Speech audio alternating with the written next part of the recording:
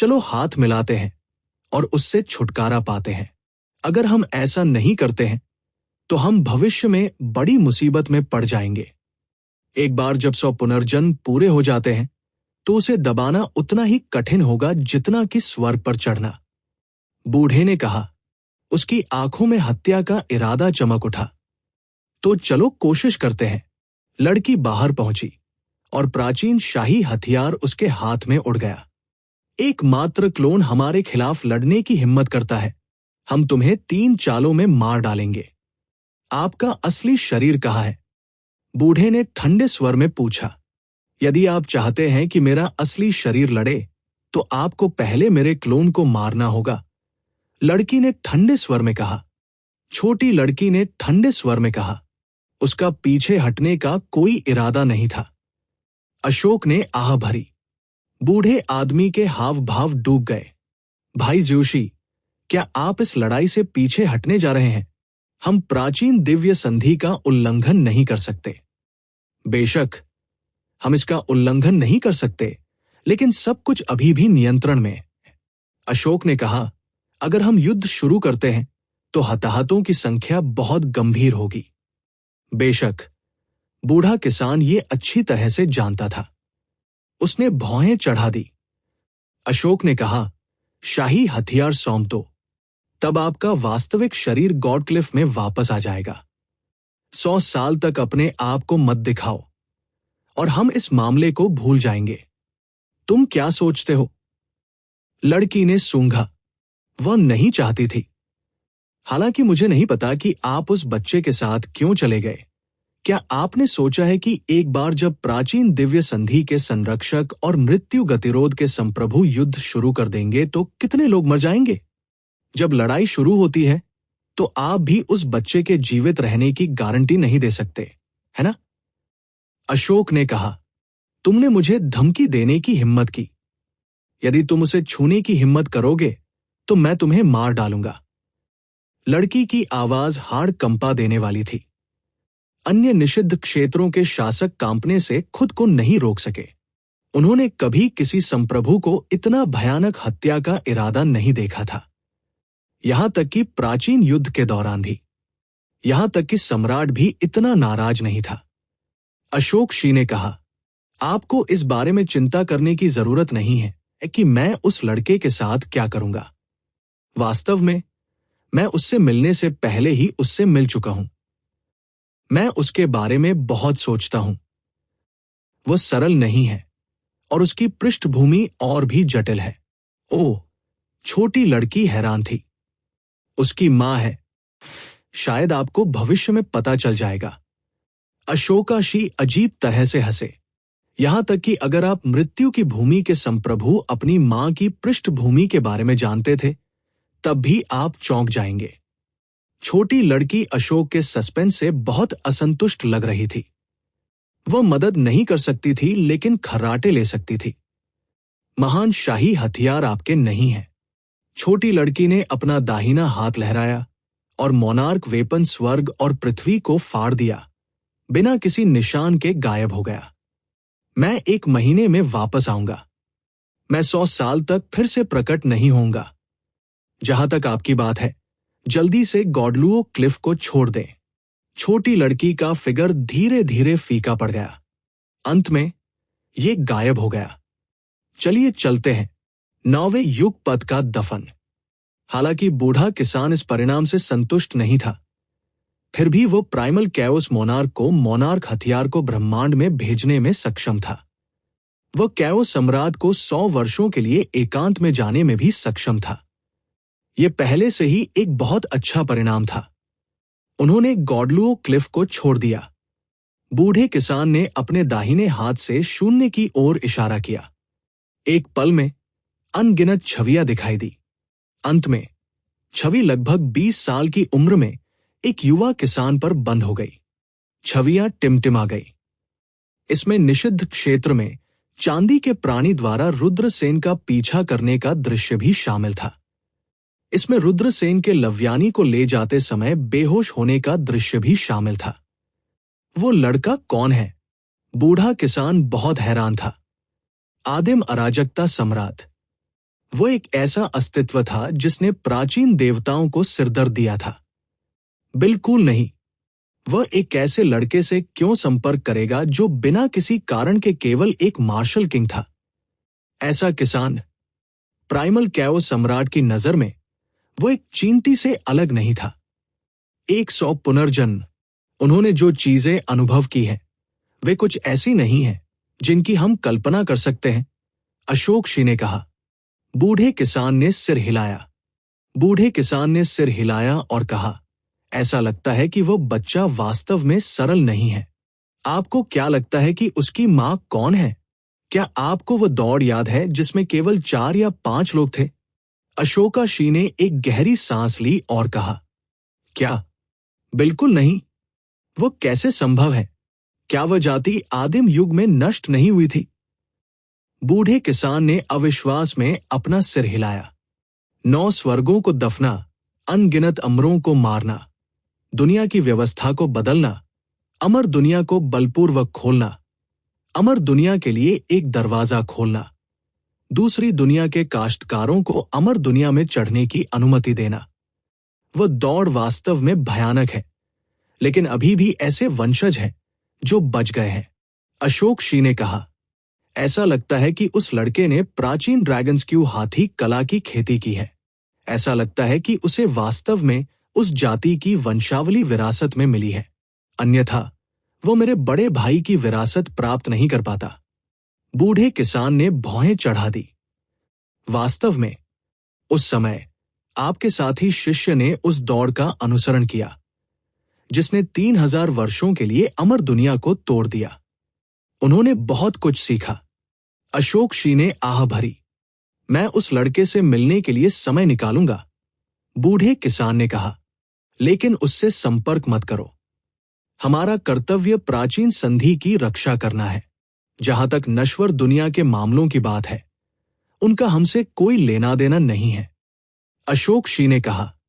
बूढ़े किसान ने सिर हिलाया और कहा, मुझे ये पता है। मैं सिर्फ ये देखना चाहता हूं कि उस लड़के में कितनी क्षमता है। अगर आप इसे देखेंगे तो आपको और भी आश्चर्य होगा। उसकी 2 रक्तरेखाएं अभी तक नहीं जागृत हुई हैं, अशोक शी ने कहा। 2 रक्तरेखाएं? वह सही है, चूंकि उसकी मां उसी जाति से है, इसलिए उसके पिता एक साधारण व्यक्ति नहीं होने चाहिए। बूढ़े किसान ने थोड़ा भौहें सिकोड़ ली और फिर उसकी अभिव्यक्ति अचानक बदल गई। वह है उस व्यक्ति का बेटा। अशोक शी फूट फूट कर मुस्कुराया और सिर हिलाया। ये सही है, वह उस लड़के का बेटा है जो 1 लाख वर्षों में अमर दुनिया में प्रवेश करने वाला पहला व्यक्ति था। जब उसके पिता चले गए तो वह मेरे घर गए। बूढ़ा किसान एक पल के लिए चुप हो गया। उसने क्या कहा? अशोक शी चौंक गया। रुद्रसेन ने लव्यानी को जमीन के ऊपर की दुनिया में पहुंचाया। छोटी लड़की, क्या तुम भूखी हो? रुद्रसेन ने लव्यानी का सिर रगड़ते हुए पूछा। लव्यानी ने सिर हिलाया। रुद्रसेन ने मन ही मन बुदबुदाया। कुछ दिन हो गए थे और लव्यानी ने कुछ नहीं खाया था। क्या उसके शरीर में कुछ गड़बड़ थी? जब वो खदान में लौटेगा तो उसे उसकी जांच करनी होगी। हालांकि रुद्रसेन को यह नहीं पता था। नश्वर चीजें, वे लव्यानी की आंखों में कैसे प्रवेश कर सकते हैं? भूमिगत दुनिया में, मृत्यु की भूमि के बाहर जो कुछ हुआ था उसकी खबर तेजी से फैल गई। 100 मील के भीतर घास का एक तिनका भी नहीं उगा। अनगिनत जीव दुखद रूप से मर गए। यहां तक कि अनगिनत किसान जो मौत की भूमि गॉडफॉल क्लिफ में गए थे, गायब हो गए। यहां तक कि कुछ सर्वशक्तिमान अस्तित्व भी गायब हो गए थे। इस मामले में भारी हंगामा हुआ कहा जा सकता है। अनगिनत शक्तियां चिंतित थी। कई प्राचीन शक्तियों के उच्चाधिकारियों के पास इस मामले के कारण जल्दी से इकट्ठा होने के अलावा कोई विकल्प नहीं था। उन्होंने चर्चा की कि मृत्यु की भूमि में क्या हुआ था, जबकि देवलोक महाद्वीप मृत्यु की भूमि के कारण हंगामा में था। रुद्रसेन लव्यानी को वापस प्राचीन बर्बर खदान में ले गए। रुद्रसेन को जो उम्मीद नहीं थी वह ये थी कि फायर किलिन किसी कारण से ब्लू क्लाउड संप्रदाय से प्राचीन बर्बर खदान में आ गया था। उसने कुछ समय से फायर किलिन नहीं देखा था और वह चूक गया। बव्वा, मुझे तुमसे कुछ महत्वपूर्ण कहना है। आग किलिन ने अपना पंजा लहराया। कुछ महत्वपूर्ण? रुद्रसेन चौंक गया। ऐसा लग रहा था कि यह मामला आसान नहीं था। फायर किलिन ने बिना सोचे समझे कभी बात नहीं की। उसे बताने के लिए निश्चित रूप से कुछ महत्वपूर्ण था। बड़ा कुत्ता। लव्यानी नीचे कूद गई और आग किलिन के लिए पहुंच गई। फायर किलिन गुस्से में था। ये बच्चा कहां से आया? उसने खुद को एक बड़ा कुत्ता कहने की हिम्मत कैसे की? ये उसे थप्पड़ मारने वाला था। हालांकि जब उसने छोटी लड़की की उपस्थिति देखी, फायर किलिन इतना डर गया कि वह जमीन पर गिर गया। वह कांप उठा। बड़ा कुत्ता, खड़े हो जाओ। लव्यानी ने फायर किलिन की पूंछ पकड़ी और उसे ऊपर उठाया। रुद्रसेन के मुंह का कोना हिंसक रूप से हिल गया। वो वास्तव में चिंतित था कि फायर किलिन लाव्यानी को थप्पड़ मार देगा। यह आदमी अच्छे स्वभाव का व्यक्ति नहीं था। इसके अलावा एक दिव्य जानवर के रूप में इसमें एक दिव्य जानवर की गरिमा थी। लव्यानी, उसे जल्दी से जाने दो, नहीं तो वो तुम्हें काट लेगा। रुद्रसेन केवल लव्यानी को इस तरह मना सकते थे। हालांकि अग्नि किलिन ने रुद्रसेन को एक थप्पड़ मारा और सही ढंग से कहा, बव्वा, तुम क्या कह रहे हो? मैं दुनिया का सबसे प्यार करने वाला व्यक्ति हूं। बड़े भाई जिसने लव्यानी को मारा, लाव्यानी अब तुम्हें पसंद नहीं करती। लाव्यानी ने फायर किलिन को जमीन पर फेंक दिया और उस पर 2 बार कदम रखा। मैं गलत था, कृपया मुझे बख्श दे। फायर किलिन विलाप कर रहा था। रुद्रसेन को भी लगा कि फायर किलिन सिर्फ लाव्यानी को चिढ़ा रहा है। उसने और कुछ नहीं सोचा। वो लव्यानी को ले गया, फिर फायर किलिन को देखा और कहा, मेरे साथ आओ और लव्यानी के शरीर की जांच करने में मेरी मदद करो। उसने कुछ दिनों से कुछ भी नहीं खाया है, लेकिन मुझे उसके शरीर में कुछ भी गलत नहीं लगा। जरा देखो भी। फायर किलिन बहुत अनिच्छुक था, लेकिन उसने पालन न करने की हिम्मत नहीं की। वो रुद्रसेन के कमरे में आया और उसे देखने का नाटक किया। फिर उन्होंने कहा, कोई समस्या नहीं है, चिंता मत करो। लव्यानी ने अपना हाथ लहराया और उसके हाथ में एक स्पिरिट फ्रूट दिखाई दिया। फिर उसने एक काट लिया। बड़े भाई, मैं हर कुछ दिनों में इस तरह का एक फल खा सकता हूं। लव्यानी ने भोलेपन से कहा, ड्रैगन स्नेक फ्रूट। रुद्रसेन के मुंह का कोना हिंसक रूप से हिल गया। ये एक अत्यंत दुर्लभ स्पिरिट फल था। यदि कोई इसे अक्सर खाता है तो उसकी खेती तेजी से आगे बढ़ जाती है। हालांकि ये कहा जाता था कि प्राचीन युग में केवल शीर्ष ताकतें ही ड्रैगन स्नेक फ्रूट को भोजन के रूप में मानती थी, क्योंकि ये बहुत कीमती था। इसे बाहर से नहीं देखा जा सकता था। लव्यानी की कलाई पर कंगन था। ये एक भंडारण कंगन था। उसमें से चीज निकाल ली गई। रुद्रसेन लव्यानी की पहचान का अनुमान लगा रहे थे। जाहिर है, यह आसान नहीं था। वो शायद किसी प्राचीन शक्ति की उत्तराधिकारी थी, है ना? हालांकि वह सिर्फ 4 या 5 साल की थी। लव्यानी का शरीर ठीक था और रुद्रसेन को आखिरकार राहत मिली। जब शी वेझू और अन्य लोगों को पता चला कि रुद्रसेन वापस आ गए हैं, तो वे तुरंत रुद्रसेन को देखने गए। कितनी प्यारी सी लड़की है। जूनियर भाई रुद्र, आप इस छोटी लड़की को कहां से वापस लाए हैं? शी वीजू लव्यानी को उठाना चाहता था। लव्यानी की निगाहें थोड़ी ठंडी हो गई।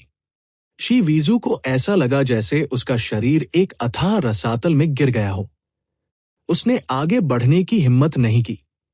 जल्द ही वो हैरान हो गई। अभी क्या हो रहा था? ये एक अजीब एहसास था। उसने एक और कदम आगे बढ़ाया। ऐसा लग रहा था कि वो हमेशा के लिए बर्बाद हो जाएगा। मैंने लव्यानी को भूमिगत दुनिया में देखा। मुझे नहीं पता कि वो किस महान शक्ति से है, इसलिए मैं उसे अभी के लिए खदान में रहने दूंगा। जब मैं ब्लू क्लाउड संप्रदाय में लौटूंगा तो मैं उसके परिवार को खोजने में उसकी मदद करूंगा। रुद्रसेन ने कहा। फायर किलिन चुपके से बाहर निकल गया। बड़ा कुत्ता, भागो मत।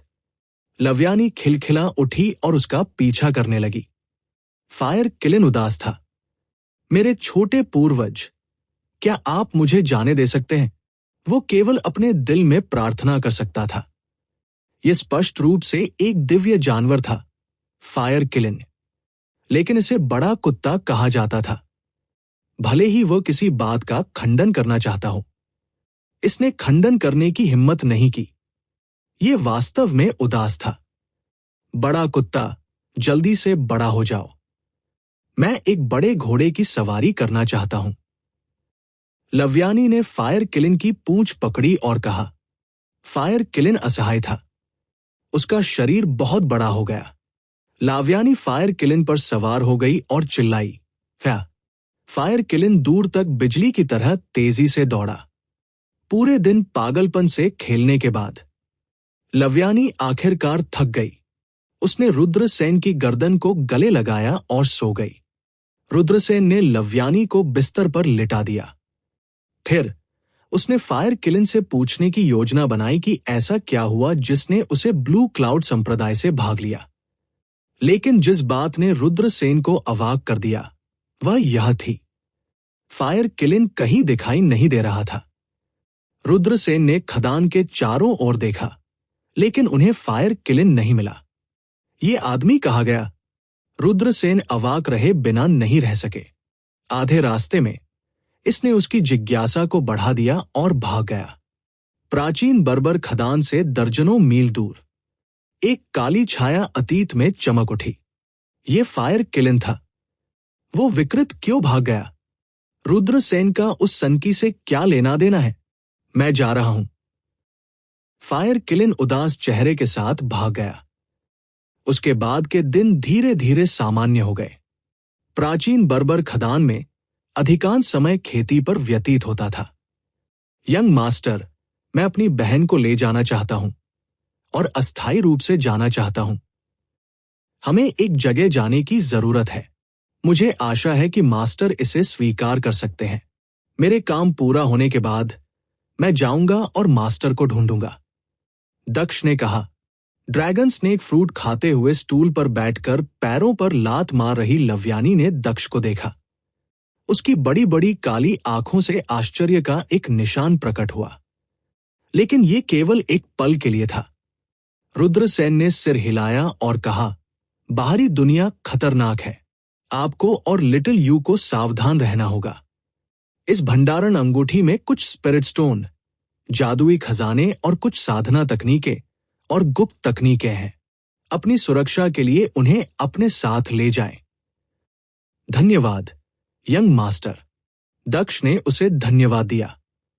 रात में रुद्रसेन ने अपने पास प्राप्त सभी भंडारण अंगूठियों को व्यवस्थित करने का फैसला किया। उसने कई विशेषज्ञों को मार डाला था। रुद्रसेन ने कुछ विशेषज्ञों के भंडारण के छल्ले प्राप्त किए। उन्हें व्यवस्थित करने के बाद उन्हें 200 से अधिक सर्वोच्च श्रेणी के स्पिरिट पत्थर मिले। इससे रुद्रसेन मुस्कुरा गए। सर्वोच्च श्रेणी के स्पिरिट पत्थर कीमती थे। यहां तक कि यिन्यांग काश्तकारों के लिए भी उन्हें जमा करना मुश्किल होगा। ऐसा इसलिए था क्योंकि यिन्यांग काश्तकारों को खेती करने के लिए सर्वोच्च श्रेणी के स्पिरिट पत्थरों की भी आवश्यकता होती थी। 200 से अधिक सर्वोच्च श्रेणी के स्पिरिट पत्थर प्राप्त करने में सक्षम होना पहले से ही बहुत सौभाग्य माना जाता था। इसके अलावा 100 से अधिक खजाना ग्रेड जादू के खजाने, 1600 से अधिक आत्मा ग्रेड जादू के खजाने और इसी तरह इन चीजों को ऊंची कीमत पर बेचा जा सकता है। रुद्रसेन को ब्लैक डेमन पैट्रिया की स्टोरेज रिंग में कुछ जेड ट्यूब मिली। वे साधना तकनीक या गुप्त तकनीक नहीं थे। इसके बजाय उन्होंने ब्लैक डेमन पैट्रियार के संप्रदाय के बारे में कुछ बातें दर्ज की। काला दानव, काला दानव, काला अंडरवर्ल्ड। रुद्रसेन असामान्य रूप से चौंक गए। ये पता चला कि ब्लैक डेमन पैट्रियार का एक वरिष्ठ भाई था जिसे ब्लैक डेमन पैट्रियार कहा जाता था और एक जूनियर भाई था जिसे ब्लैक अंडरवर्ल्ड पैट्रियार कहा जाता था।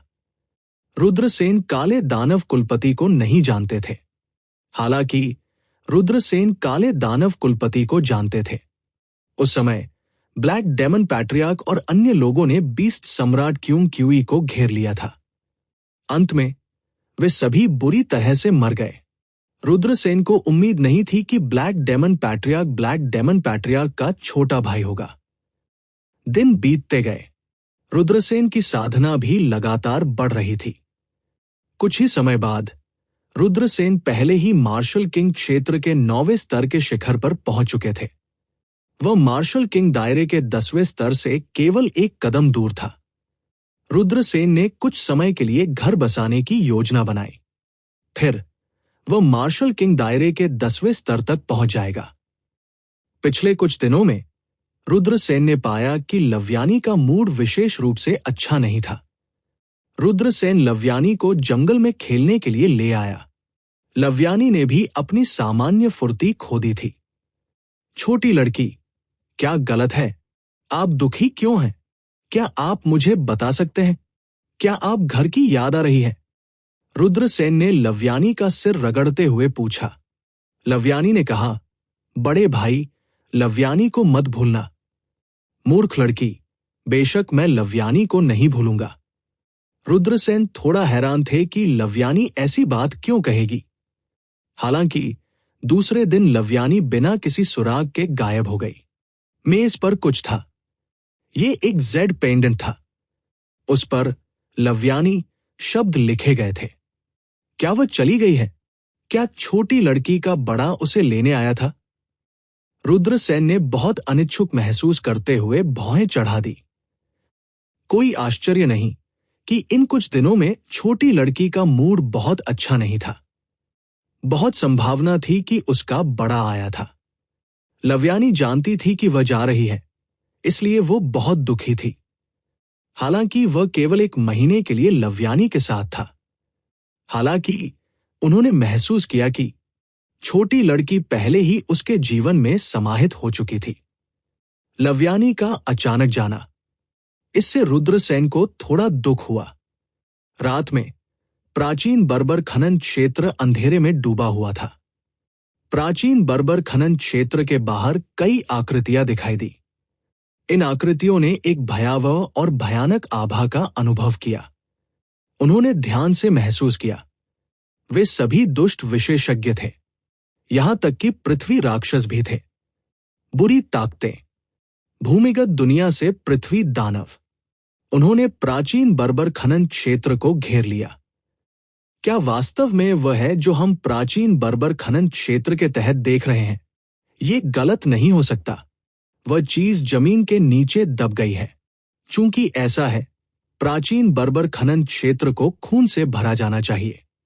हम किसी को जाने नहीं दे सकते। सभी को तैयार होने के लिए कहो। हम 2 घंटे में हमला करेंगे। अंधेरे में एक भयावह आवाज सुनाई दी। प्राचीन बर्बर खनन क्षेत्र की सड़क पर 10 से अधिक किसान अजीब जानवरों पर सवार हुए और दौड़ पड़े। इन काश्तकारों में एक यिन्यांग क्षेत्र विशेषज्ञ भी था। करीब से देखने पर उनके बीच ब्लू क्लाउड संप्रदाय का एक शिष्य भी था। यह शिष्य ही था जिसे पत्र देने के लिए वामदेव का आदेश प्राप्त हुआ था। लोगों का यह समूह प्राचीन बर्बर साम्राज्य के नगर कबीले से था। वे भी वामदेव की माता के गोत्र से थे। ये वामदेव था। वह मदद मांगने गया था। वह चाहता था कि उसकी मां रुद्रसेन को मारने के लिए विशेषज्ञों को भेजे। ये लोग नागर कबीले द्वारा भेजे गए विशेषज्ञ थे। बेशक उन्होंने खुद को छिपाया और काले कपड़े पहने। जब उसने अपनी चाल चली तो उसने चुपचाप ऐसा किया। वे रुद्रसेन को मारना चाहते थे। वे जल्दी से चले गए। वे परेशानी पैदा नहीं करना चाहते थे।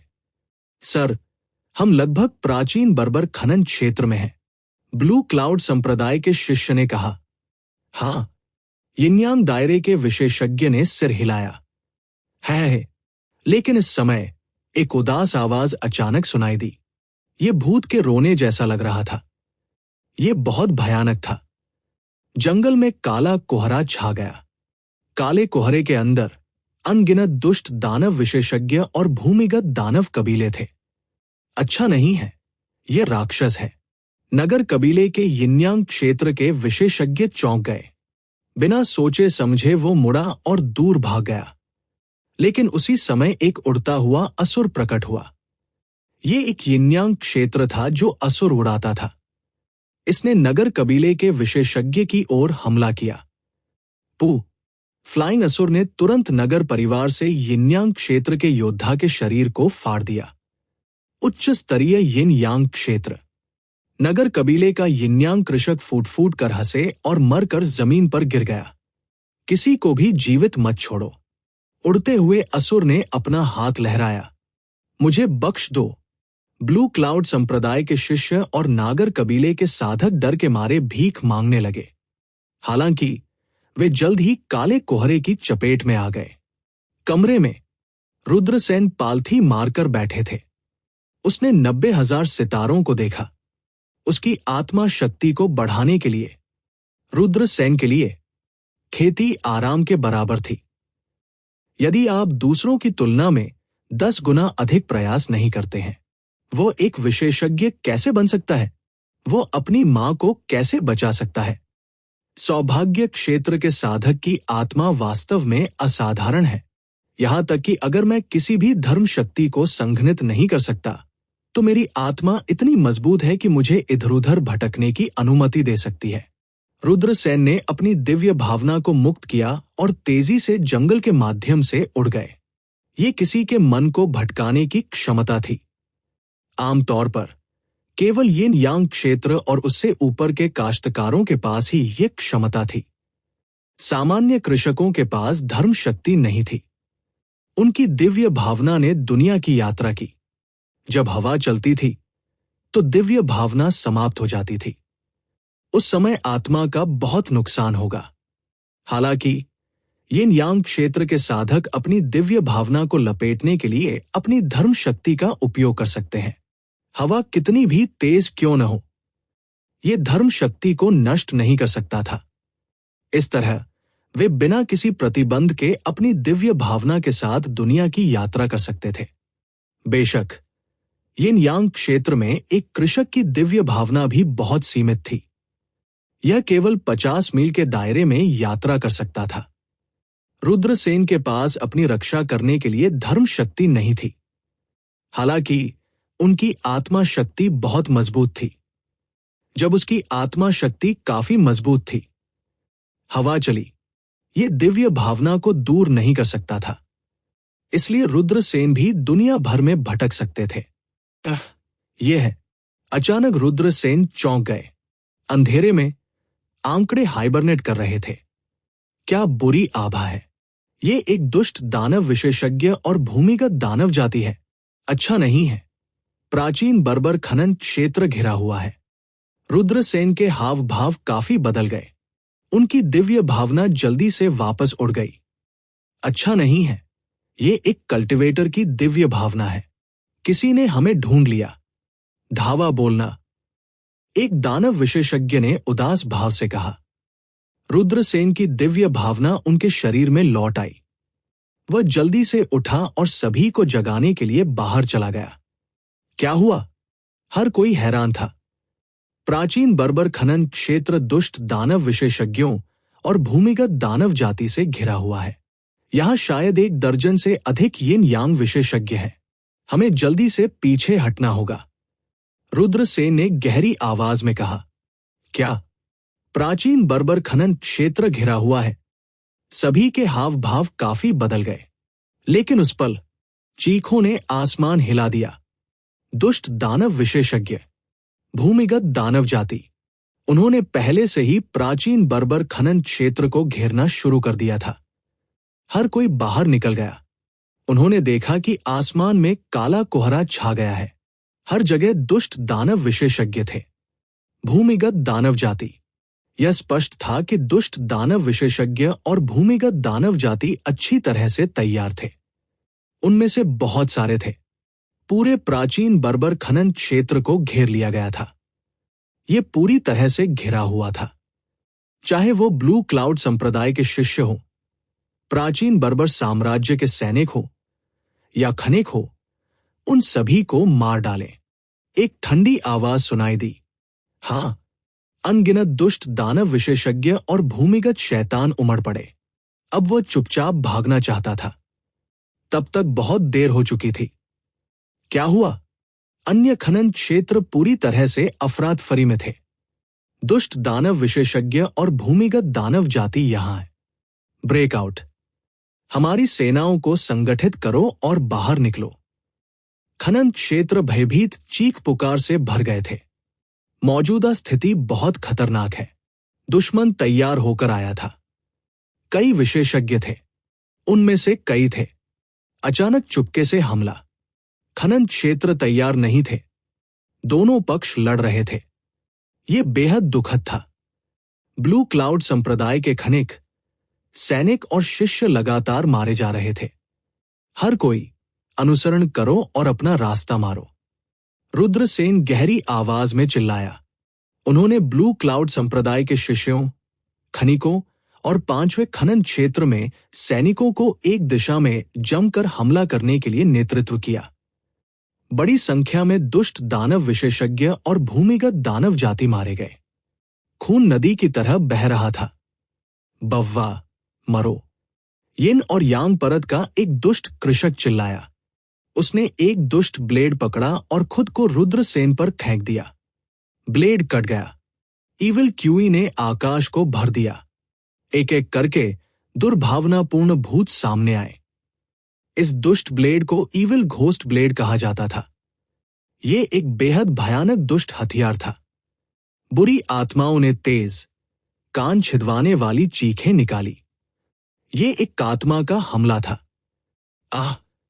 5वें खनन क्षेत्र में कई लोगों ने अपना सिर पकड़ लिया और दर्द से चिल्लाए। वे बुरी आत्माओं की आत्मा के हमले से पीड़ित थे। दुष्ट विशेषज्ञ भयावह रूप से हंसा। एक भयानक ब्लेड। यह बेशर्मी से नीचे आया। रुद्रसेन की अभिव्यक्ति उदासीन थी क्योंकि वह ठंडे स्वर में चिल्लाया, तुम ही हो जो मर जाओगे। स्काई रेंड। तलवार का इरादा। तलवार का इरादा और तलवार की भावना एक हो गई। एक भयानक हमला एक पल में बह गया। पीएफटी। इस हमले ने सीधे दुष्ट विशेषज्ञ के हमले को तोड़ दिया। फिर यह दुष्ट विशेषज्ञ के शरीर पर उतरा और सीधे उसे आधा फाड़ दिया। लानत है जिन शी को उस बव्वा ने मार डाला था। चलो एक साथ हमला करते हैं। हमें उस बव्वा को राख में बदल देना चाहिए। 4 यिन यांग विशेषज्ञ रुद्रसेन की ओर दौड़े। 4 यिन यांग दायरे के विशेषज्ञों ने उसे घेर लिया। इन 4 विशेषज्ञों में से एक यक्ष था। एक सफेद बालों वाला असुर था। एक दुष्ट विशेषज्ञ था और एक राक्षसी विशेषज्ञ था। रुद्रसेन अब मुसीबत में थे। हालांकि उसकी ताकत काफी बढ़ गई थी। रुद्रसेन अभी तक यिन्यांग दायरे में नहीं आया था। वह 4 यिन्यांग दायरे के विशेषज्ञों से घिरा हुआ था। अचानक खतरे ने उन्हें घेर लिया। वहीदा और अन्य लोग पीले पड़ गए। वे रुद्रसेन को 4 यिन्यांग दायरे के विशेषज्ञों से निपटने में मदद करना चाहते थे। हालांकि उनकी खेती पर्याप्त नहीं थी। वे तभी मरेंगे जब वे आगे बढ़ेंगे। अपनी रक्षा करो। दुष्ट कृषकों और भूमिगत राक्षसों से अलग ना हो। जल्दी करो और बाहर निकलो। मेरे पास बचने का एक रास्ता है। रुद्रसेन वहीदा और अन्य लोगों पर चिल्लाए। छोटे भाई, सावधान रहो। हम अपनी रक्षा करेंगे। वहीदा और अन्य लोगों ने पीले चेहरे के साथ जवाब दिया। उन्हें नहीं पता था कि वे घेरे से बाहर निकल सकते हैं या नहीं। हालांकि वे जानते थे कि अब वे रुद्रसेन के लिए केवल एक चीज कर सकते हैं। वो ये है कि रुद्रसेन को उनके बारे में चिंता न करने के लिए कहें। लोगों का समूह दुष्ट कृषकों, राक्षस कृषकों और भूमिगत राक्षसों के साथ था। लोग लगातार मर रहे थे। दुष्ट कृषक, दानव कृषक और भूमिगत राक्षस भी थे जिन्हें मारा जा रहा था। ये एक बड़े पैमाने की लड़ाई थी। अराजक लड़ाई में कोई भी मर सकता है। बच्चे, पहले अपने बारे में चिंता करो। चारों विशेषज्ञों ने उपहास किया। उनकी आंखें हत्या के इरादे से भरी हुई थी। 4 विशेषज्ञों के हमले पिछले वाले की तुलना में अधिक मजबूत थे। उन्होंने रुद्रसेन पर हमला कर दिया। स्काई स्प्लिटर, तलवार का इरादा आकाश को भेदता है। रुद्रसेन चिल्लाया और चारों विशेषज्ञों के साथ लड़ा। खनन क्षेत्र 4, अनगिनत दुष्ट दानव विशेषज्ञ और भूमिगत शैतान उमड़ पड़े। दुष्ट कृषकों और भूमिगत राक्षसों के काले समूह को भागते हुए देखकर वामदेव इतना डर गया कि उसका चेहरा पीला पड़ गया। लानत है, ये दुष्ट कृषक और भूमिगत राक्षस प्राचीन बर्बर खनन क्षेत्र पर हमला क्यों कर रहे हैं? वामदेव की अभिव्यक्ति जितनी भद्दा हो सकती थी, उतनी ही बदसूरत थी। दुष्ट कृषक, भूमिगत राक्षस, वे बहुत आक्रामक थे। वे स्पष्ट रूप से उन सभी को मारना चाहते थे। ब्रेकआउट, वामदेव चिल्लाया। वरिष्ठ प्रशिक्षु भाई, हम पूरी तरह से घिर गए हैं। ऐसा कोई रास्ता नहीं है जिससे हम बच सके। ब्लू क्लाउड संप्रदाय के एक शिष्य ने पीले चेहरे के साथ कहा, जाओ और उन खनिकों को पकड़ लो। क्या वे बाहर से हमारी रक्षा करें? उन्हें ढाल के रूप में उपयोग करें। हम उन विशेषज्ञों और भूमिगत डेविल से निपटेंगे। शायद हम बच पाएंगे। वामदेव ने कहा, बड़े भाई, क्या ये बहुत क्रूर नहीं है? एक शिष्य कहने के अलावा कुछ नहीं कर सका। यदि वे वामदेव की योजना का पालन करते हैं तो वे कुछ भी नहीं कर पाएंगे। वे खनिक तोप का चारा बन जाएंगे। अगर मैं तुमसे कहूं कि जाओ तो जाओ। क्या तुम यहां मरना चाहते हो? यदि उन नीच खनिकों का जीवन हमें बचा सकता है तो उनकी मृत्यु इसके लायक है। वामदेव ठंडे स्वर में चिल्लाया। उस शिष्य के मुंह का कोना हिल गया, मानो वह कुछ कहना चाहता हो। वामदेव ने ऊपर जाकर शिष्य को लात मार दी। क्या तुम मरना चाहते हो? क्या आप मेरे आदेशों की अवहेलना करने की हिम्मत करते हैं? वरिष्ठ प्रशिक्षु भाई, कृपया शांत हो जाइए। मैं अब जाऊंगा। उस शिष्य ने दांत पीस लिए और जल्दी से उठ गया। वह उस स्थान पर गया जहां खनिकों को कैद किया गया था। ये उन्हें भागने से रोकने के लिए था। जिस स्थान पर खनिक रात में आराम करते थे, उस पर ताला लगा दिया जाता था। शिष्य ने अपनी तलवार से ताला काट दिया और उस गुफा में प्रवेश कर गया जहां खनिक आराम कर रहे थे। उसने कांपते खनिकों की ओर देखा। शिष्य ने कहा, सब लोग अपने जीवन के लिए भागो।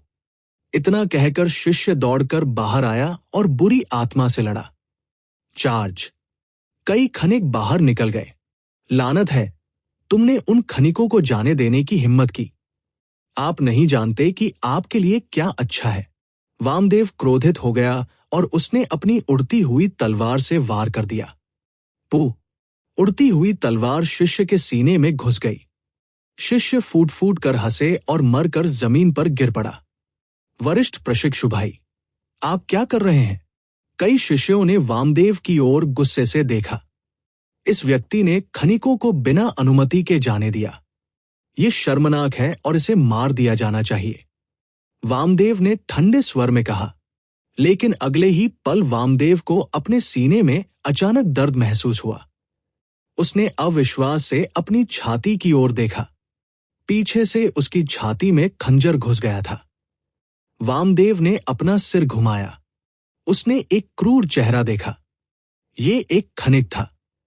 खनिकों में कुछ ऐसे भी थे जो काफी मजबूत थे। आमतौर पर वे विरोध करने की हिम्मत नहीं करेंगे, लेकिन अब खनन क्षेत्र में अराजकता थी और उन्होंने अपनी ताकत दिखाने का साहस किया। मैं वास्तव में इन नीच लोगों के हाथों मर गया। आरुष ने अपनी आखिरी सांस लेने से पहले एक खून से लथपथ चीख निकाली। वामदेव की हत्या करने वाले खनिक ने ब्लू क्लाउड संप्रदाय के शिष्य को ले जाया जिसे वामदेव ने मार डाला था और घेरे से बाहर निकल गया था। ब्लू क्लाउड संप्रदाय के अन्य शिष्यों ने उस पर हमला नहीं किया। सब लोग मार डालो। अगर हम यहां मर भी जाते हैं तो भी हम कायर नहीं होंगे। ये सही है। मारो, मारो, मारो। एक को मारना नुकसान नहीं होगा, दो को मारना एक फायदा होगा। वामदेव की मृत्यु के बाद खनन क्षेत्र 4 में ब्लू क्लाउड संप्रदाय के शिष्यों ने अभूतपूर्व एकता का विस्फोट किया। बूम! उन्होंने तुरंत दुष्ट दानव जाति के विशेषज्ञों और भूमिगत राक्षसों के साथ लड़ाई लड़ी। खनन क्षेत्र 1, खनन क्षेत्र 2, खनन क्षेत्र 3। लड़ाई की स्थिति भी बेहद दुखद थी। ये एक ऐसी लड़ाई थी जिसे उलटना लगभग असंभव था। विशेषज्ञों की संख्या की परवाह किए बिना साधारण काश्तकारों की संख्या, प्राचीन बर्बर खनन क्षेत्र एक पूर्ण नुकसान में था। इस लड़ाई में यह अपरिहार्य था कि प्राचीन बर्बर खनन क्षेत्र में हर कोई मिटा दिया जाएगा। आप मौत को डेट कर रहे हैं। एक गुस्से की दहाड़ सुनाई दी। एक बूढ़ा आदमी दौड़ा। ये एल्डर एंथनी है। ब्लू क्लाउड संप्रदाय जयकारों में फूट पड़ा। महान गठन सक्रिय करें।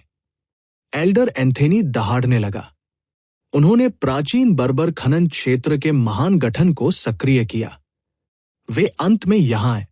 रुद्रसेन मदद नहीं कर सके, लेकिन एल्डर एंथनी के गैर जिम्मेदाराना व्यवहार पर अवाक रह गए। वह जानता था कि प्राचीन बर्बर खनन क्षेत्र में एक महान गठन था, लेकिन रुद्रसेन को नहीं पता था कि गठन की आंख कहाँ थी।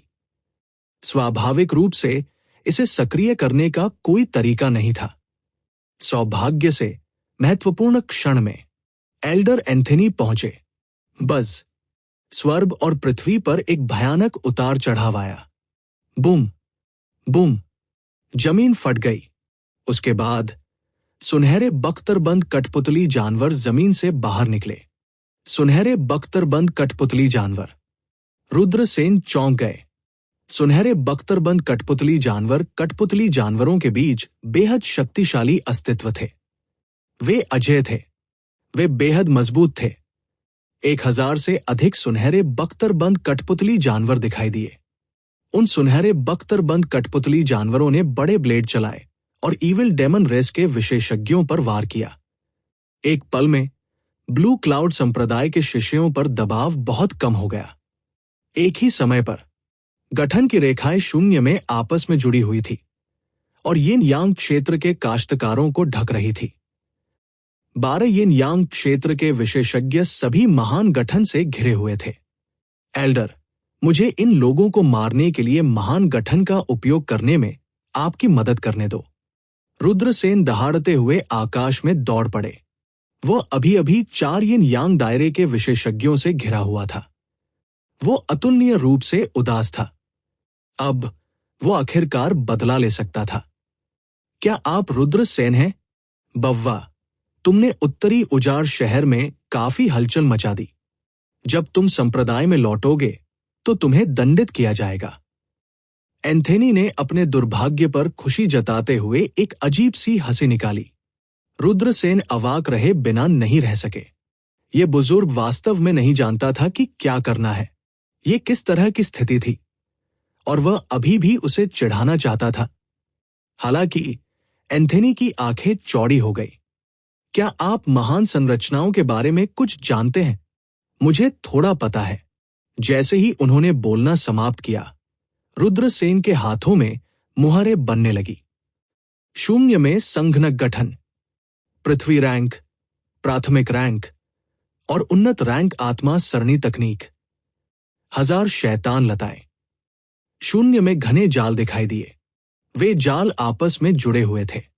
ये एक विशाल शैतान बेल की तरह था।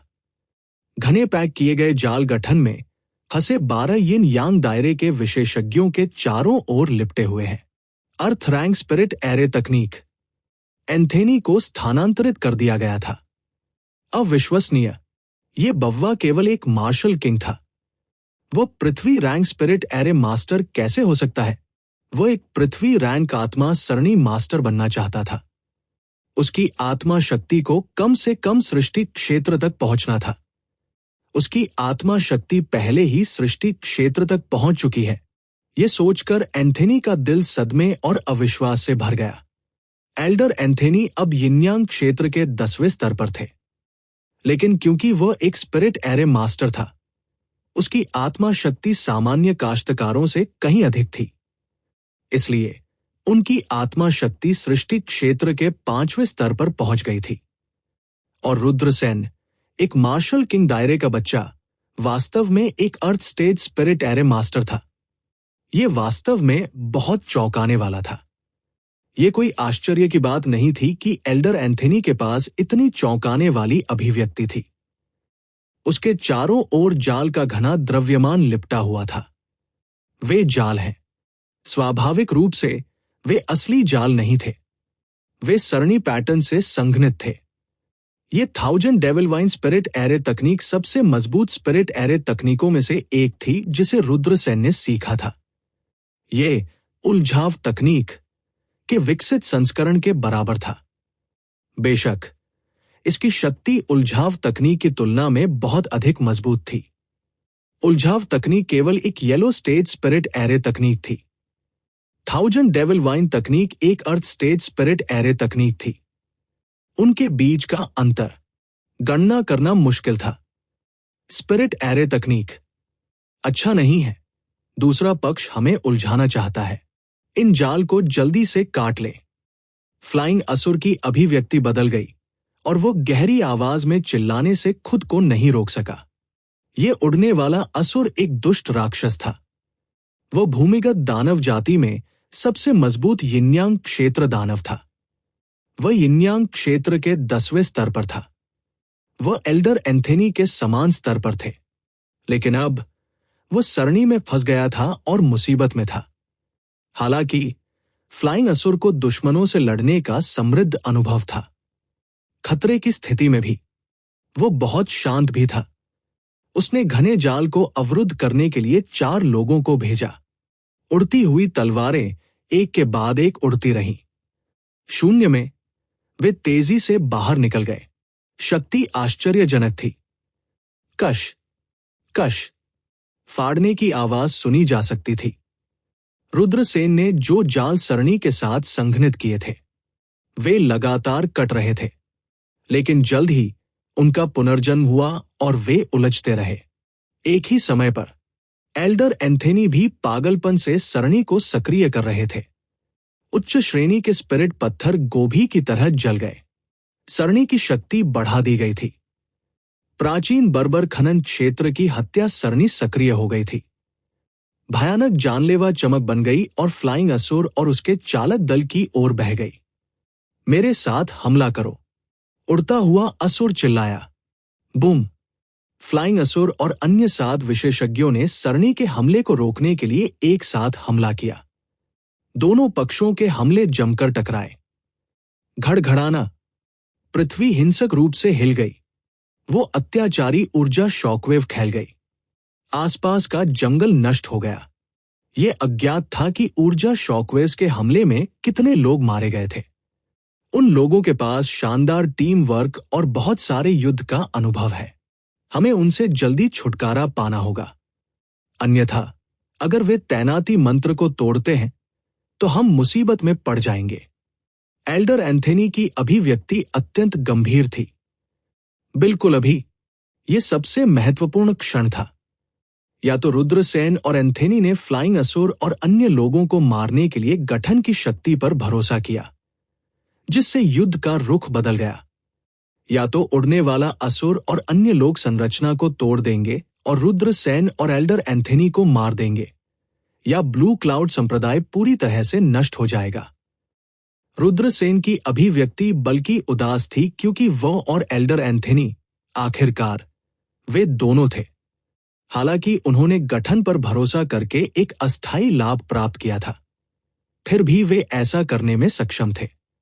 हालांकि 12 विशेषज्ञों को मारना बहुत मुश्किल था। वह ब्लैक ड्रैगन तलवार की शक्ति पर भरोसा कर सकता था, लेकिन ब्लैक ड्रैगन तलवार, इसके लिए रुद्रसेन को अपने जीवन काल के 320 वर्षों को जलाने की आवश्यकता थी। रुद्रसेन अभी इसका सेवन नहीं कर सकते थे। हालांकि उसके पास स्कारलेट फ्रूट था।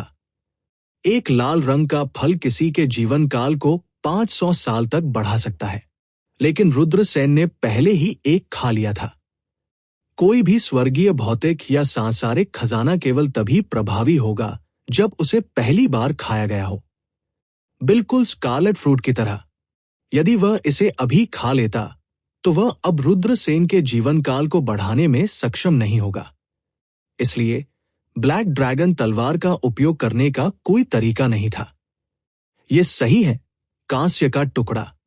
खजाने, कांस्य के टुकड़े के बारे में सोचते ही रुद्रसेन की आंखें चमक उठीं। हालांकि कांस्य के टुकड़े का उपयोग करने से रुद्रसेन अपनी ऊर्जा को सूखा देगा, जिससे रुद्रसेन कमजोर हो जाएगा। लेकिन कोई दूसरा रास्ता नहीं था। उसे जोखिम उठाना पड़ा। रुद्रसेन ने कहा, एल्डर, मेरे पास एक खजाना है।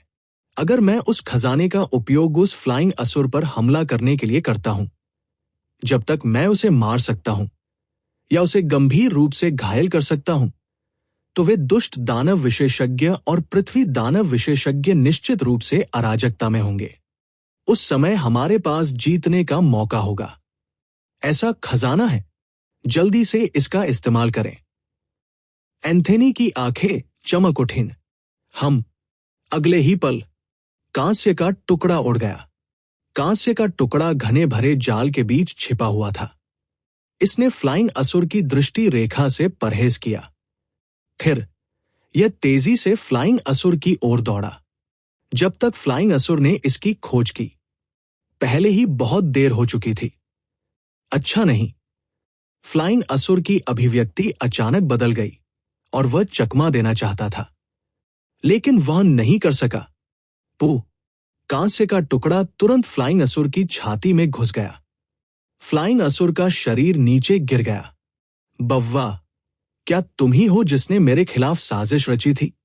फ्लाइंग असुर गंभीर रूप से घायल हो गया था, लेकिन वह मरा नहीं। उन्होंने अपने शरीर को हवा में स्थिर किया और रुद्रसेन को नाराजगी से घूरने लगे। अन्य दुष्ट दानव विशेषज्ञों और पृथ्वी दानव विशेषज्ञों के हाव भाव बदल गए जब उन्होंने फ्लाइंग असुर की गंभीर चोट को देखा। जैसे ही वे घबरा रहे थे, 4 सबसे बाहरी दुष्ट दानव विशेषज्ञों के चारों ओर जाल लपेटे गए जो 1000 डेविल वाइन के जाल को अवरुद्ध करने के प्रभारी थे। घैना, एल्डर एंथोनी ने अवसर का लाभ उठाया और सरणी को सक्रिय कर दिया। सरणी ने एक भयानक हमला जारी किया जो तुरंत 4 यिन्यांग दायरे के विशेषज्ञों को छेद दिया। धमाका, धमाका, धमाका, बैंग। लगातार 4 धमाकों की आवाज सुनी गई। 4 यिन्यांग क्षेत्र दुष्ट राक्षसों के शरीर में विस्फोट हो गया और वे मौके पर ही मर गए। अब 8 लोग बचे थे। फ्लाइंग असुर गंभीर रूप से घायल हो गया। रुद्रसेन और एंथोनी मुस्कुराए। उन्होंने इन दुष्ट दानव विशेषज्ञों और भूमिगत शैतान जाति को मारने की आशा देखी। आप इतनी छोटी सी बात भी नहीं कर सकते और आप चाहते हैं कि मैं इसे व्यक्तिगत रूप से करूं? लेकिन उसी समय एक ठंडी खर्राटे की आवाज सुनाई दी। उस ठंडी खर्राटे को सुनकर रुद्रसेन और एंथोनी को लगा जैसे वे बिजली की चपेट में आ गए हैं। उनके शरीर पीछे की ओर उड़ गए और उनके चेहरे चादर की तरह पीले पड़ गए। अंतहीन काले कोहरे ने आकाश को ढक लिया और सूरज को ढक लिया। ये एक सर्वशक्तिमान अस्तित्व था। राक्षसी दाओं का एक सर्वशक्तिमान अस्तित्व प्रकट हुआ था। यह सृष्टि क्षेत्र का एक विशेषज्ञ था। एक यिन्यांग क्षेत्र का कृषक सृष्टि क्षेत्र के कृषक के सामने चींटी की तरह कमजोर था। यहां तक कि एल्डर एंथोनी, जो यिन्यांग क्षेत्र के 10वें चरण में थे, एक क्रिएशन दायरे विशेषज्ञ के सामने वह शायद 3 राउंड से अधिक नहीं टिक पाएगा। प्रभु, हम मरने के लायक हैं।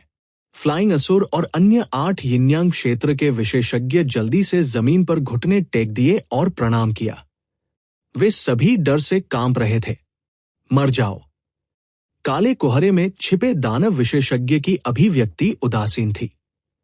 एक विशाल पिचकाला हाथ जो हजारों एकड़ चौड़ा था, रुद्रसेन और एंथोनी को संघनित और पकड़ लिया गया। एक सर्वशक्तिमान दानव विशेषज्ञ हमला कर रहा है। हम निश्चित रूप से मर चुके हैं। कई शिष्यों, सैनिकों और खनिकों ने आकाश में विशाल हाथ को भय से देखा। रुद्रसेन और एंथोनी ने संघर्ष किया। हालांकि उनके लिए एक सर्वशक्तिमान दानव विशेषज्ञ की शक्ति का विरोध करना कठिन था। जब विशाल हाथ नीचे गिर गया, 100 मील दूर बांस के जंगल में बूढ़ा विद्वान रात में माउंटेन गॉड टेम्पल के सामने पड़ रहा था। कन्फ्यूशियस ने कहा, क्या आप जो सीखते हैं उसका अभ्यास करना अच्छा नहीं है? क्या दूर से आने वाले दोस्त होना अच्छा नहीं है? क्या अज्ञानी होना लेकिन क्रोधित न होना अच्छा नहीं है? कन्फ्यूशियस ने कहा, किसी ऐसे व्यक्ति को देखना दुर्लभ है जो अपने छोटे भाई के लिए संतानी है और अपने वरिष्ठों को नाराज करना पसंद करता है। लेकिन किसी ऐसे व्यक्ति को देखना दुर्लभ है जो अपने वरिष्ठों को नाराज नहीं करता है लेकिन परेशानी पैदा करना पसंद करता है। एक सज्जन अपनी जड़ों पर ध्यान केंद्रित करते हैं। उनकी जड़ें दांवों को जन्म देती हैं। अपने छोटे भाई के लिए संतानोचित परोपकार की जड़ है। कन्फ्यूशियस ने कहा, चतुर शब्द और अच्छे इरादे दुर्लभ हैं। कन्फ्यूशियस ने कहा, मैं दिन में 3 बार खुद पर विचार करता हूं। क्या दूसरों के प्रति विश्वासघाती होना अच्छा है? दोस्त बनना है लेकिन उन पर भरोसा नहीं करना। सीखने के लिए नहीं।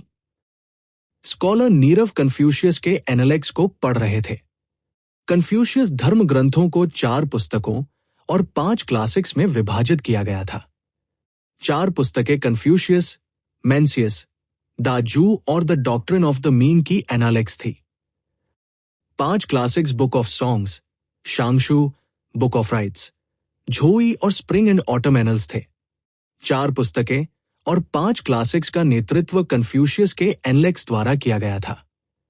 क्योंकि इस पुस्तक को लिखने वाला व्यक्ति कन्फ्यूशियस पद का संस्थापक था। उन्हें कन्फ्यूशियस क्यों, कन्फ्यूशियस के ऋषि के रूप में जाना जाता था। विद्वान नीरव 70 साल से अधिक समय से अध्ययन कर रहा था। उन्होंने लंबे समय से धार्मिकता की भावना पैदा की थी। उसके शरीर के चारों ओर सफेद क्यूई के टुकड़े थे। ये तथाकथित महान धार्मिकता थी। विद्वान एक विस्मयकारी धार्मिकता विकसित करने में सक्षम थे। अचानक आधी रात को बातें कर रहे विद्वान नीरव ने सिर उठाकर दूर की ओर देखा। दूरी में अंतहीन राक्षसी कुहरे ने आकाश को ढक लिया और सूरज को ढक लिया। भयानक राक्षसी आभा विशाल और शक्तिशाली थी। दानव पथ दानव। विद्वान नीरव चौंक गया। वो खड़ा हुआ और चिल्लाया, ये कौन सा राक्षस है? आपकी हिम्मत कैसे हुई कि आप प्राचीन बर्बर साम्राज्य में आए और अराजकता पैदा करें? जल्दी से चले जाओ। नीरव की आवाज सुनाई दी। विद्वान नीरव के शरीर से महान धार्मिकता निकली। तारों वाले आकाश में बैंगनी ऊर्जा हमेशा के लिए अस्तित्व में थी। ये कन्फ्यूशियस पद की महान धार्मिकता थी। यह दुनिया की सबसे धर्मी शक्ति का प्रतिनिधित्व करता था। नीरव का चिल्लाना। प्राचीन बर्बर खनन क्षेत्र में अनगिनत बुरी आत्माएं फट गई और मौके पर ही मर गई। यहां तक कि काली धुंध में छिपी शक्तिशाली आकृति द्वारा बनाई गई विशाल हथेली को भी उड़ा दिया गया था। उसे ऐसा लगा जैसे वो बिजली की चपेट में आ गया हो। उसे उड़कर भेजा गया। उसने मुंह भर खून उगल दिया।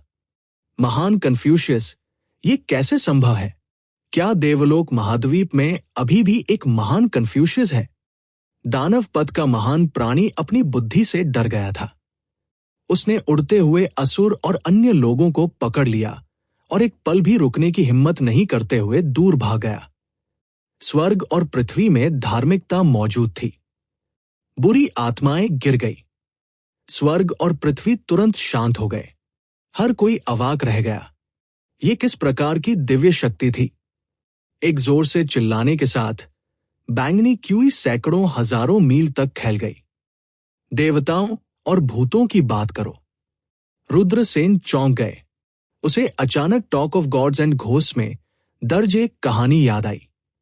एक राजवंश के प्रधानमंत्री ललित मौर्य निरीक्षण के लिए बाहर गए थे। उस पर बुरी आत्माओं ने हमला किया था। क्योंकि उसने दशकों तक अध्ययन किया था, वो धार्मिकता से भरा हुआ था। इसलिए भले ही उसने कभी खेती नहीं की थी, फिर भी वो उन शक्तिशाली बुरी आत्माओं का जोरदार गर्जना के साथ सामना कर सकता था। बुरी आत्माएं एक के बाद एक गिरती गई। बाद में बुरी आत्माओं को एक मादा भूत मिला। वे ललित मौर्य को नुकसान पहुंचाने के लिए मादा भूत का इस्तेमाल करना चाहते थे। हालांकि ललित मौर्य की धार्मिकता ने उनकी रक्षा की। जिससे महिला भूत के लिए करीब आना मुश्किल हो गया। ये कन्फ्यूशियस मार्ग की धार्मिकता थी। Talk of gods and ghosts में लिखी गई कहानियों में कई नायक विद्वान थे। हालांकि इन विद्वानों को साधना की कला नहीं पता थी। उन्होंने केवल 4 पुस्तकों और 5 क्लासिक्स का अध्ययन किया। हालांकि वे धार्मिकता की खेती कर सकते थे, बुरी आत्माएं बिल्कुल भी आक्रमण नहीं कर सकती थी। ये एक बेतुकी कहानी की तरह लग रहा था। अब ये उसके सामने हुआ। क्या यह विद्वान नीरव है? रुद्रसेन बुदबुदाया। उसने बूढ़े विद्वान नीरव के बारे में सोचा। विद्वान नीरव ने 70 से अधिक वर्षों तक अध्ययन किया था, इसलिए उसे talk of gods and ghosts में वर्णित धार्मिकता की खेती करनी चाहिए थी। यह कन्फ्यूशियस पथ का विशेषज्ञ है। अब जब देवलोक महाद्वीप में कन्फ्यूशियस पथ मजबूत नहीं है, तो एक महान कन्फ्यूशियस कैसे हो सकता है? एल्डर एंथनी बहुत हैरान नजर आए। यह भी कहा जा सकता है कि वह अविश्वास में था। रुद्रसेन के दिल की धड़कन रुक गई और वो मदद नहीं कर सका, लेकिन पूछ सका, कोई एक महान कन्फ्यूशियस कैसे बन सकता है? ऐसा कहा जाता है कि किसी को 4 पुस्तकों, 5 क्लासिक्स। एल्डर एंथनी ने कहा। रुद्रसेन के दिल की धड़कन रुक गई।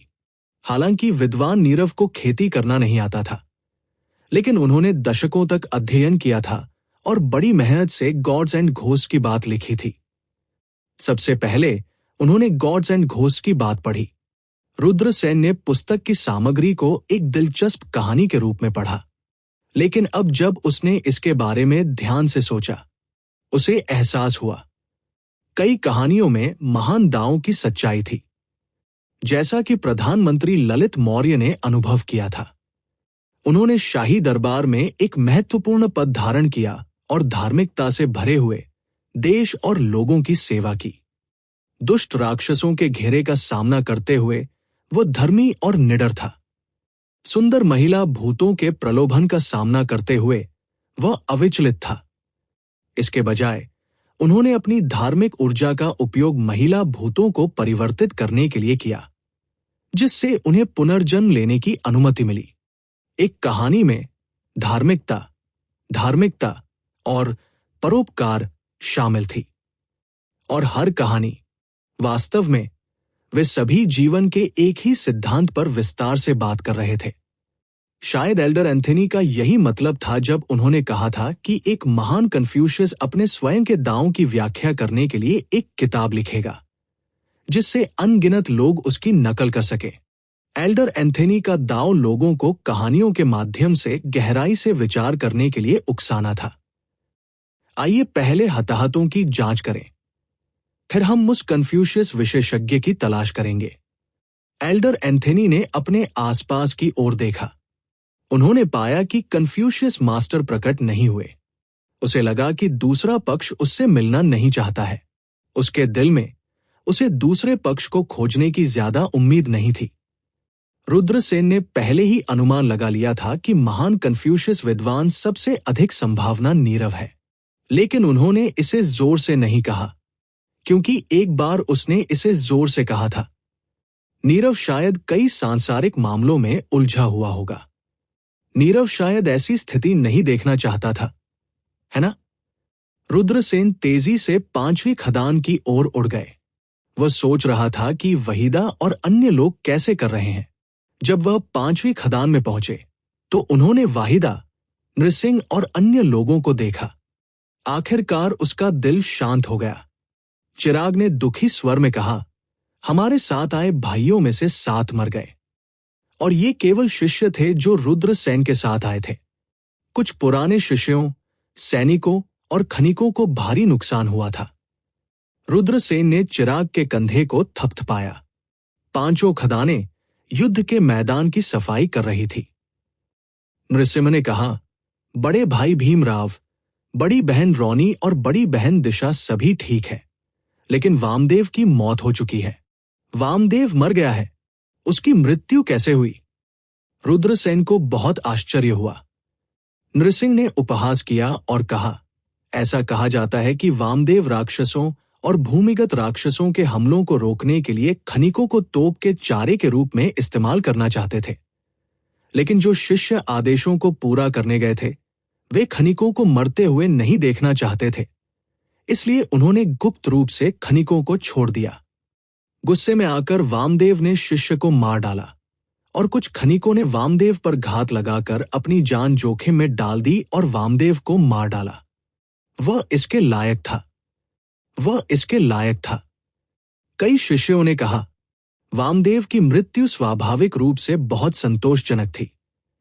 एल्डर एंथनी प्राचीन बर्बर खदानों की सफाई कर रहे थे। जब परिणाम लगभग पूरा हो गया तो एल्डर एंथनी ने लोगों को ब्लू क्लाउड संप्रदाय में वापस भेज दिया।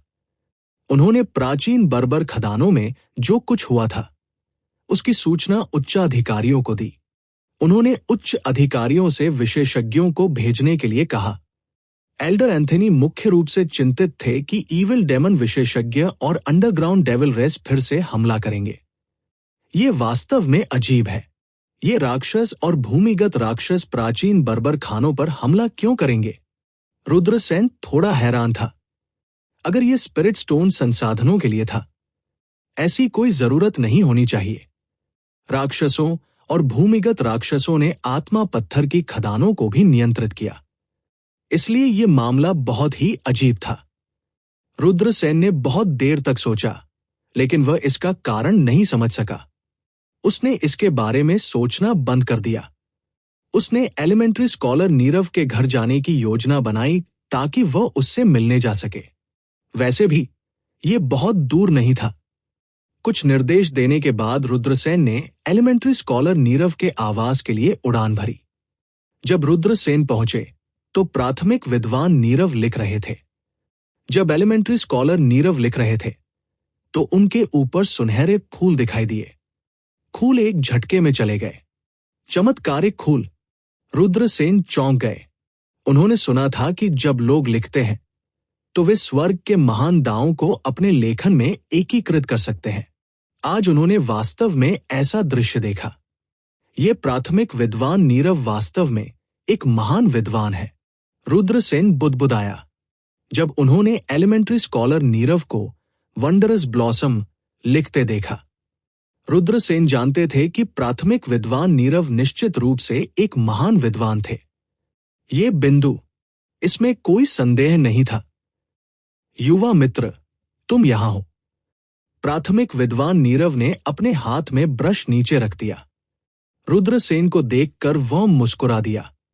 राक्षसों को पीछे हटने के लिए मजबूर करने के लिए धन्यवाद। अन्यथा हमारी प्राचीन बर्बर खदानें पूरी तरह से नष्ट हो गई होती। रुद्रसेन ने एलिमेंट्री स्कॉलर नीरव को प्रणाम किया। एलिमेंट्री स्कॉलर नीरव ने कहा, युवा मित्र, आपको इतना विनम्र होने की जरूरत नहीं है। मैंने 70 से अधिक वर्षों तक अध्ययन किया है, लेकिन मैं अभी भी कुछ हद तक उपयोगी हूं। अब ऐसा लगता है कि कहावत 100 बेकार विद्वान बहुत सटीक नहीं है। एलिमेंट्री स्कॉलर नीरव के शब्द कुछ हद तक आत्मनिंदा करने वाले थे। उनके अनुभव को उनके बाद के वर्षों की अंधकार के रूप में वर्णित किया जा सकता है। उसके लिए थोड़ा भावुक महसूस करना स्वाभाविक था। युवा मित्र, आपको अगले कुछ दिनों के लिए मेरे साथ अध्ययन करना चाहिए। पढ़ाई से आपकी क्यूई का पोषण होगा। मैं देख रहा हूं कि आपके सिर के ऊपर बैंगनी क्यूई आकाश में बढ़ रहा है। जल्द ही कुछ विशेष बदलाव होंगे, लेकिन अब बैंगनी क्यूई अस्थिर है। आपको इसे स्थिर करना चाहिए। बैंगनी क्यूई। रुद्रसेन चौंक गए। उन्हें समझ नहीं आया कि एलिमेंट्री स्कॉलर नीरव किस बारे में बात कर रहे थे, लेकिन रुद्रसेन को लगा कि इसका यिन यांग दायरे में प्रवेश करने से कुछ लेना देना है। बैंगनी क्यूई सर्वोच्च क्यूई है। युवा दोस्त, बैंगनी क्यूई पूर्व से आता है। एलिमेंट्री स्कॉलर नीरव ने कहा, क्या यह भी कन्फ्यूशिवाद की एक विधि है? रुद्रसेन ने आश्चर्य से पूछा। एलिमेंट्री स्कॉलर नीरव ने कहा, मैंने कन्फ्यूशिवाद के बारे में सुना है, लेकिन मैं इसकी खेती की तकनीक को नहीं समझता। मैं सिर्फ एक साधारण विद्वान हूं। अध्ययन से व्यक्ति की क्यूई का पोषण होगा और इसे देखा भी जा सकता है। क्यूई एक व्यक्ति की नींव है। हर कोई क्यूई के साथ पैदा हुआ था। क्यूई ये भाग्य का प्रतिनिधित्व करता था। जब प्राचीन सम्राट बाहर जाते थे तो वे बैंगनी क्यूई से घिरे होते थे। ये सर्वोच्च क्यूई थी। खेती के माध्यम से कोई भी क्यूई का पोषण कर सकता है और इसे मजबूत बना सकता है। हालांकि क्यूई भी अलग था। नीरव ने समझाया, आम लोगों के पास सफेद क्यूई होती है, काश्तकारों के पास हरी क्यूई होती है, और जो लोग स्वर्ग से धन्य होते हैं उनके पास सुनहरी क्यूई होती है। कुछ लोग फीनिक्स पंख और किलिन सींग के रूप में दुर्लभ हैं। वे बैंगनी क्यूई हैं और स्वाभाविक रूप से दूसरों से अलग हैं। बैंगनी क्यूई में कई प्रकार हैं। उनमें से पूर्व से गहरे बैंगनी रंग की क्यूई सबसे शक्तिशाली है। आप क्यूई से क्या बता सकते हैं? रुद्रसेन ने पूछा।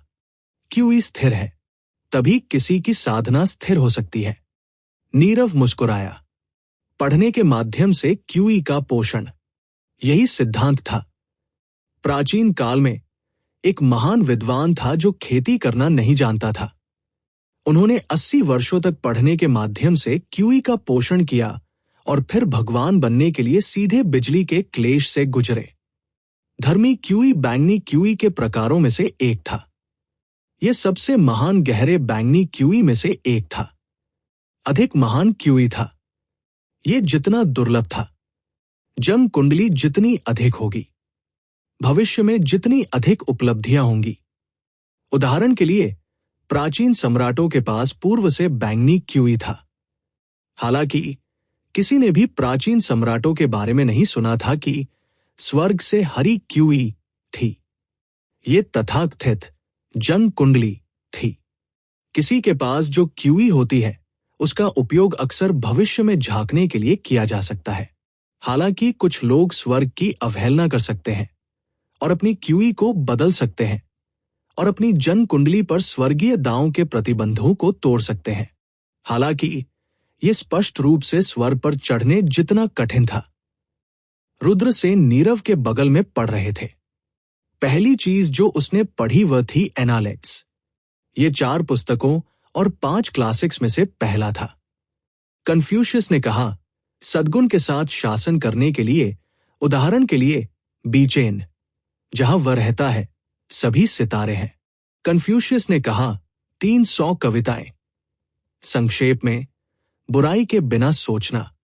कन्फ्यूशियस ने कहा, सदाचार के साथ शासन करना और न्याय के साथ दंडित करना। लोगों को शर्म से छूट है। सदाचार के साथ शासन करना और औचित्य के साथ दंडित करना कोई शर्म की बात नहीं है। कन्फ्यूशियस ने कहा, जब मैं 15 साल का था तो मैं सीखने के लिए दृढ़ था। जब मैं 30 साल का था तो मैं खड़ा हो गया। जब मैं 40 साल का था तो मुझे कोई संदेह नहीं था। जब मैं 50 साल का था तो मुझे अपने भाग्य का पता था। जब मैं 60 साल का था तो मैं आज्ञाकारी था। जब मैं 70 वर्ष का था तो मैंने अपने दिल की इच्छा का पालन किया। जब मैंगी ने संतानोचित धर्मपरायणता के बारे में पूछा तो मास्टर ने कहा, कोई उल्लंघन नहीं है। जब फैनची ने संतानोचित धर्मपरायणता के बारे में पूछा तो मास्टर ने कहा, मैंगसन ने संतानोचित धर्मपरायणता के बारे में पूछा। मैंने जवाब दिया, कोई उल्लंघन नहीं है। फैनची ने पूछा, भी से आपका क्या मतलब है? गुरु ने कहा, जीवन में शिष्टाचार के साथ व्यवहार करें, मृत्यु में औचित्य के साथ दफनाने का आचरण करें, औचित्य के साथ बलिदान में। पर्वत देवता मंदिर के सामने रुद्रसेन विद्वान नीरव के साथ पढ़ रहे थे।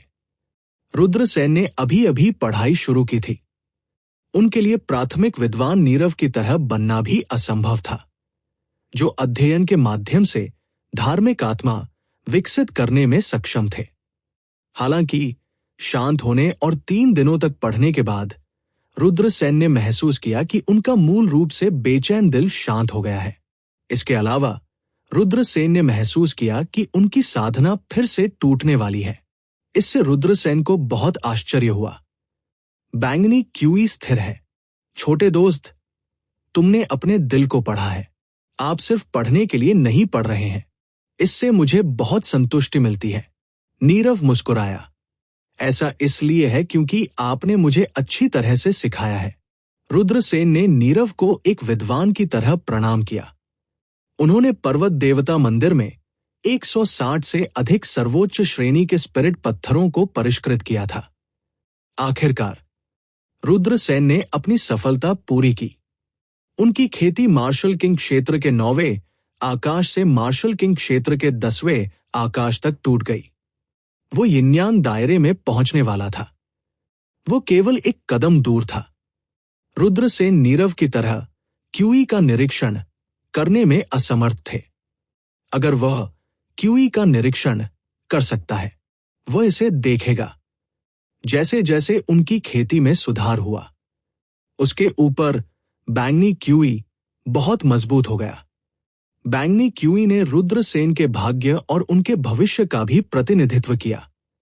जिन लोगों के पास बैंगनी क्यूई था, वे बहुत दुर्लभ थे, लेकिन जिन लोगों के पास पर्पल क्यूई था, आमतौर पर उनके पास बहुत भाग्य था। कुछ लोग बाहर गए और पैसे ढूंढे। कुछ लोग बाहर गए और एक कार की चपेट में आ गए। जब वे एक ही समय में बाहर गए तो कुछ पूरी तरह से अलग क्यों हुआ? ये भाग्य के कारण था। रात को पृथ्वी पर अंधेरा छा गया। रुद्रसेन नीरव के बगल में the doctrine of the mean पढ़ रहे थे। स्वर्ग की नियति को प्रकृति कहा जाता है, सीधी प्रकृति को दांव कहा जाता है, और दांव की खेती को शिक्षण कहा जाता है। जो दांव है, वे इसे एक पल के लिए भी नहीं छोड़ सकते। जो लोग इसे छोड़ सकते हैं, वे दांव नहीं हैं।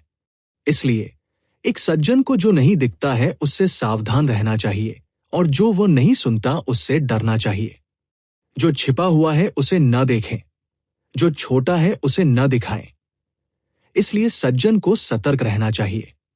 जब खुशी, क्रोध, दुख और आनंद व्यक्त नहीं होते हैं तो उन्हें मध्य कहा जाता है। जब उन्हें व्यक्त किया जाता है तो उन्हें योग कहा जाता है। मध्य दुनिया की नींव है, सम है विश्व का दाव। मध्य दुनिया की सभी चीजों का जन्म है। The doctrine of the mean का पहला अध्याय बहुत आकर्षक था। रुद्रसेन ने पाया कि 4 पुस्तकों के Analects the doctrine of the mean से बहुत अलग थे। द एनालेक्स ने परोपकार, धार्मिकता, शिष्टाचार और नैतिकता के बारे में बात की। ये एक शासक, एक मंत्री, एक पिता और एक पुत्र होने की नींव थी। The doctrine of the mean स्वर्ग और मनुष्य की एकता पर केंद्रित है। ये दांव की खेती की नींव थी। कन्फ्यूशियवाद की 4 पुस्तकें और 5 क्लासिक्स वास्तव में सरल नहीं थे। कोई आश्चर्य नहीं कि प्राचीन काल में महान कन्फ्यूशियस थे जो सीधे क्लेश को पार कर सकते थे और बिना खेती किए देवता बन सकते थे। क्योंकि 4 पुस्तकों और 5 क्लासिक्स में स्वर्ग और पृथ्वी के बहुत सारे महान दाव थे। वफादारी, संतानोचित धर्मपरायणता, परोपकार, धार्मिकता, औचित्य, न्याय, सत्यनिष्ठा और शर्म, स्वर्ग और मनुष्य की एकता, प्रकृति का दाव, और इसी तरह। जब रुद्रसेन विद्वान नीरव के साथ पढ़ रहे थे, तब उनमें अंधेरा छा गया। ठंडी हवाओं के झोंके बह गए। जंगल से एक रोने की आवाज आई। यह भूतों के रोने और देवताओं के चिल्लाने जैसा लग रहा था। भूत! रुद्रसेन ने भौहें सिकोड़ ली। और ये एक बहुत शक्तिशाली भूत था। नहीं तो यहां आने की हिम्मत नहीं होती। गहरे पहाड़ों और जंगलों में भूत दिखाई दिए। ये एक बहुत ही सामान्य बात थी। विचलित मत होइए, विद्वान नीरव ने कहा। रुद्रसेन ने सिर हिलाया और विद्वान नीरव के साथ पढ़ना जारी रखा। इस समय उन्होंने भूतों और देवताओं के बारे में एक शास्त्र पढ़ा। कन्फ्यूशियस ने कहा, भूतों और देवताओं के गुण महान हैं। उन्हें देखकर कोई उन्हें देख नहीं सकता है। उन्हें सुनकर कोई उन्हें सुन नहीं सकता।